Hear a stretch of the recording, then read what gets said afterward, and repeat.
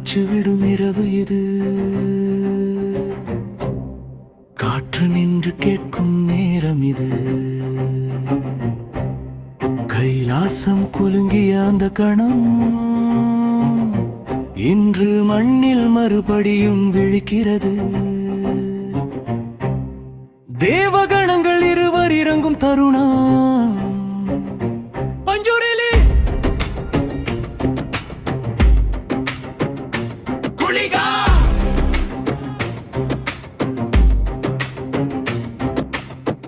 அநியாய பூமியில் ஆட்சி செய்தது. அழுகை விண்ணை துளைத்தது. அந்த ஓசை கேட்ட சிவன் மூன்றாம் கண் சுடராய் எரிந்தது.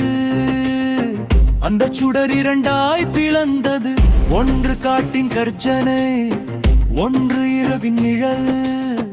பஞ்சூர்லி பிறந்தான் தீயாய், குளிகா உருவானான் இருளாய்.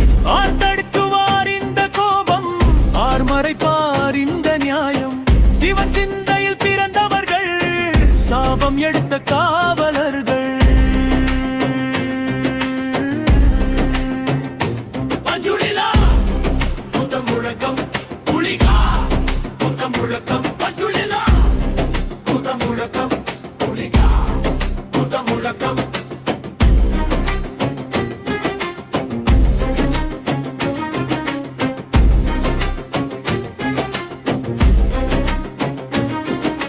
பழங்குடி மண்ணில் இருள் சூழ்ந்தது. அரசன் கொடுமை விதைத்தான்.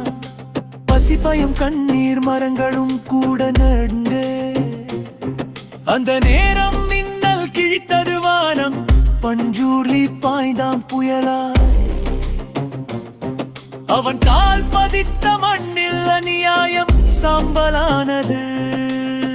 குளிகா அமைதியில் நின்றான். அவன் தன் கரும விதி தவறு செய்தாரோ அவரின் உயிரே தீர்ப்பு.